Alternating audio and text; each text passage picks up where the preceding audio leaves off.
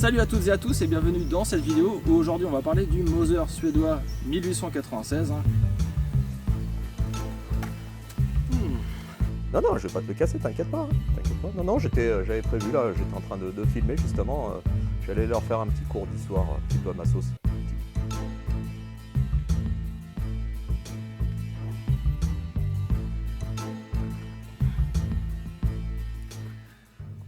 Salut les gars, bienvenue dans une nouvelle vidéo Magnum 44. Alors non pas consacré à ce beau Mosin Nagant M44 que je viens de recevoir. Non, j'avais envie de vous parler justement d'un Mauser. D'un Mauser 96, le fameux Mauser 96 suédois Husqvarna que je vous avais montré dans une seule vidéo.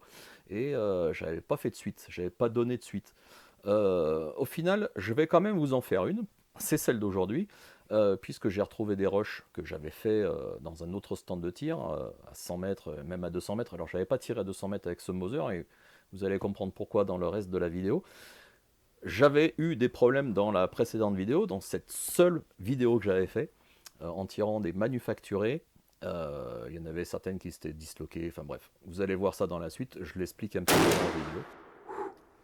Et là, ça a tapé en bas. C'est ce que je vous ai dit.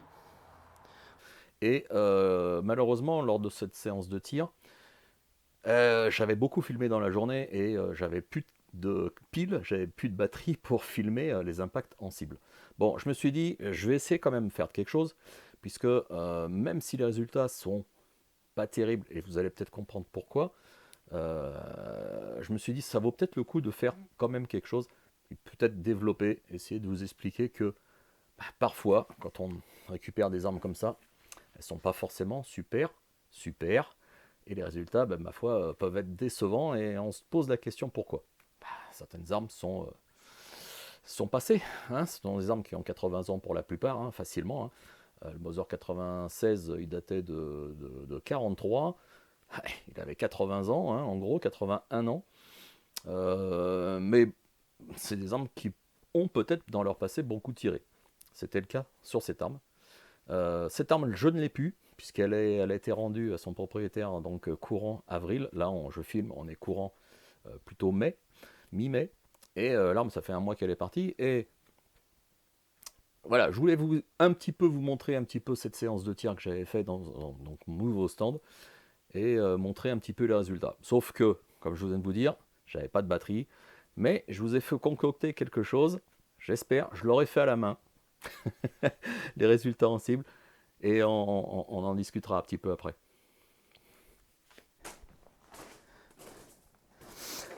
Salut à tous, bienvenue dans une nouvelle vidéo Magnum 44 où j'ai ramené le Mauser 96 suédois. Bon, je vais faire une vidéo un peu vite fait parce que je n'ai pas placé de caméra en cible. Donc, soit je vois dans l'opticule, dans l'optique, je vois ce qui se passe, soit vous verrez à la fin parce que je prendrai une photo à la fin. Mais la cible est à 100 mètres et j'ai eu on va dire des complications avec cette arme. Alors c'est vrai que dans la précédente vidéo j'avais tiré des manufacturés et j'avais eu d'énormes problèmes. Comment ça se fait? J'en sais rien. En tout cas j'avais même eu une munition qui s'était disloquée. Je parle du projectile, hein, puisque l'enveloppe avait touché la cible mais pas le plomb qui était à l'intérieur. Donc en fait, qu'est-ce qui s'est passé entre la sortie du canon et 50 mètres, parce que la cible était à 50 mètres de mémoire?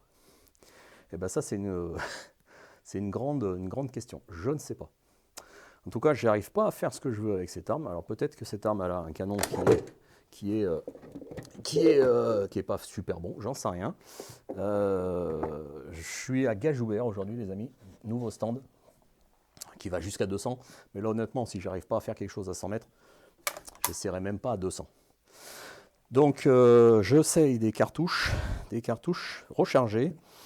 Le projectile, c'est de la PPU en diamètre 268, donc point 268 inch. 264, pardon, 264.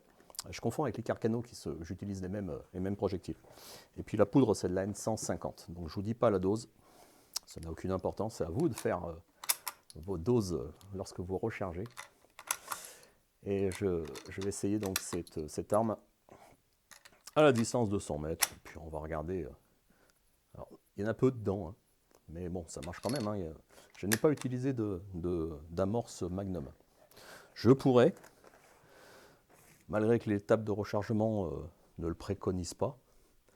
Mais bon, voilà. Ça, c'est bien en poser une position. La hausse.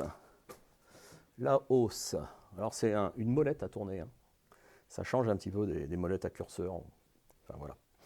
La hausse, elle est sur 100. Je vais tirer bas visuel noir. Et je vous dirai où ça tape. Si je touche ta cible, bien sûr.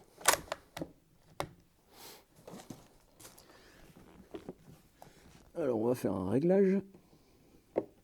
OK. Alors, cette hausse, elle est vraiment, vraiment très basse. C'est pour ça qu'en fait, qu'ils ont creusé dans le bois ici, là, dans le garde-main, parce que sinon, on n'y verrait absolument rien.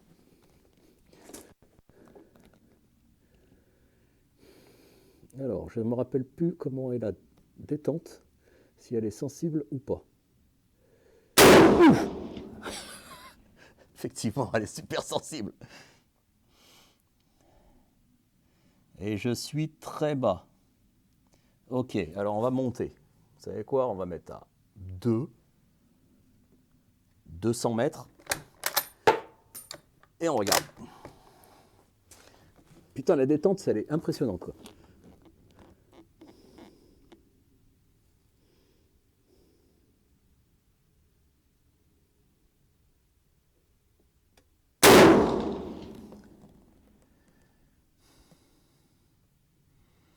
Ah bah c'est monté, mais pas beaucoup. Hein.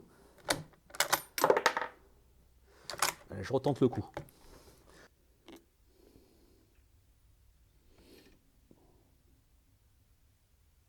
Oh purée, cette détente.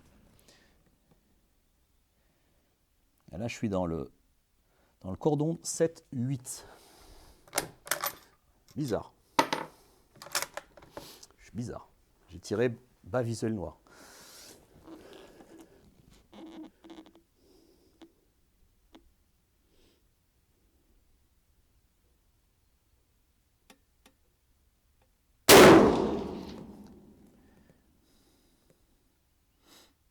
C'est redescendu dans le 4 à 6 heures.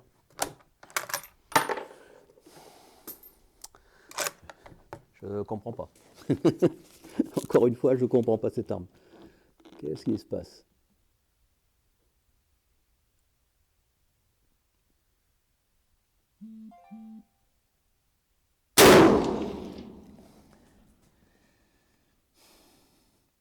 Ouais, ça tape très bas. Là, je suis à 4 heures dans le 4.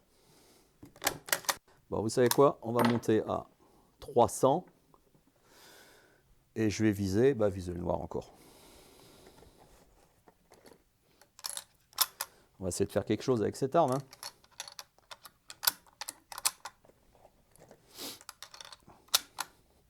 Avant qu'elle reparte voir son propriétaire. Parce que cette arme n'est pas à moi. C'est une catégorie D. C'est pour ça que c'est plus facile au niveau paperasse.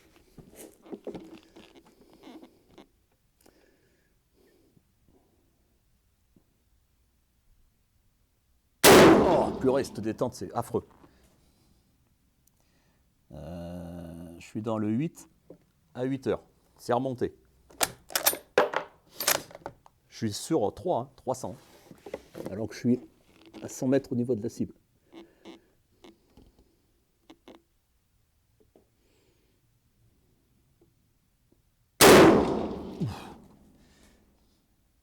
Un 10. Pile poil au milieu.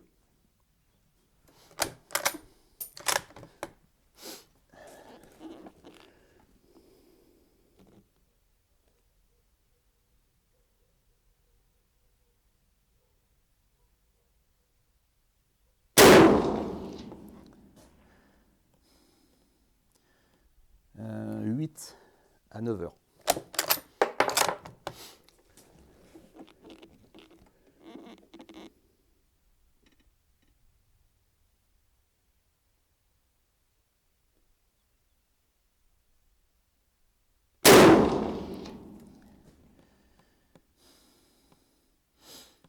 8 à 6 heures. Ça doit être ça, ouais.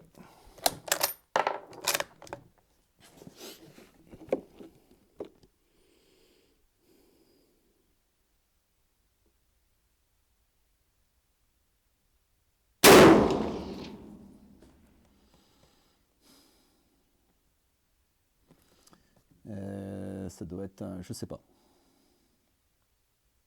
Je ne sais pas. Pas évident. Pas évident. Alors, qu'est-ce que vous pensez de ces résultats, hein? C'est pas terrible, hein. Franchement, c'est pas terrible. Bon, comme j'ai dit juste avant, là, j'avais dit qu'il y aurait d'autres vidéos. Non, il n'y aura pas d'autres vidéos, puisque l'arme, elle est partie déjà. Et voilà, c'est comme ça, c'est la vie. Les résultats. On peut en parler vite fait. J'ai commencé avec la hausse à 100 mètres et ça a tapé globalement très bas, vous les avez vus, au niveau des impacts. Après, je suis passé, alors je ne me rappelle plus réellement, je crois que c'était peut-être 150 ou 200 mètres sur la hausse et bien sûr, c'est remonté. Alors, c'est remonté, c'est pas si mal que ça, j'avais un 10, bon, ok, hein, un 10, c'est très bien un 10, mais j'ai eu des 9, j'ai eu 4-8. Bon, c'est pas si mal que ça à 100 mètres. Mais je pense qu'avec un Husqvarna M96, hein, Moser 96, enfin, c'est des Rolls-Royce hein, généralement pour la compétition. Alors bien sûr, celui-là n'est pas équipé d'un dioptre et tout, mais ce sont d'excellentes armes au niveau de la compétition, quand on fait de la compétition. En tout cas, c'est comme ça que je l'entends. C'est comme ça que je le vois partout. Sauf que là, moi je trouve que c'est pas terrible. Franchement, c'est pas terrible. Ce Moser, je pense qu'il a vraiment un problème. Dans la précédente vidéo, allez la voir si ce n'est pas déjà fait, vous allez halluciner au niveau des résultats. Soit c'était un 10, soit c'était... Enfin, je touchais la cible, mais une fois sur deux, je ne touchais pas la cible. Et je parle de munitions manufacturées. Ça, c'était incroyable. Franchement, c'était incroyable. Je tapais, je sais pas moi, 50 mètres avant, lorsque je tirais à 100 mètres, je tapais à 50 mètres, dans la terre. Est-ce que c'est normal? Non, c'est pas normal.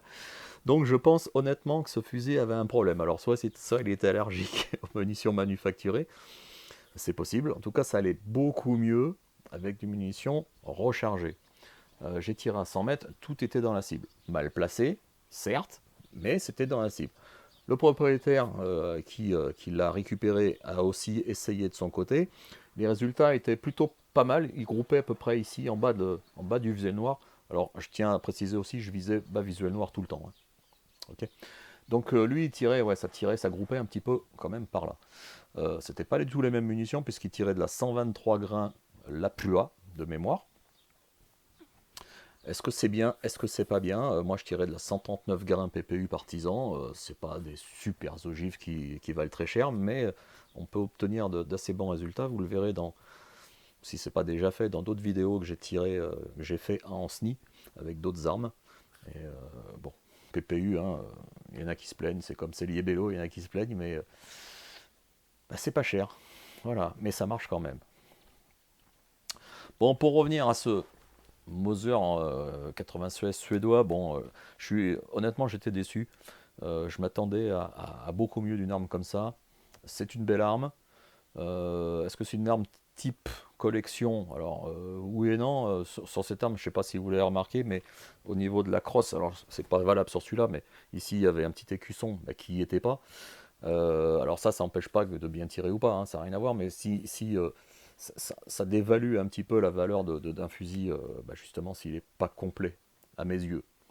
Est-ce que est-ce que j'aurais acheté un Moser 96 suédois dans le futur où, honnêtement, je le trouve un peu basique. Hein. C'est des jolies armes, mais ça n'a pas la renommée d'un Moser 98 par exemple, ou je sais pas moi, d'un Lee Enfield. Ce sont des armes, je pense qu'on ne trouvait pas trop sous nos latitudes, c'est-à-dire la Seconde Guerre mondiale, vous voyez, c'était les Italiens avec les Carcano, les Allemands avec les Moser 98, les Allemands c'était les Berthier ou les Lebel, vous voyez, les Américains avec les Garand ou les USM1.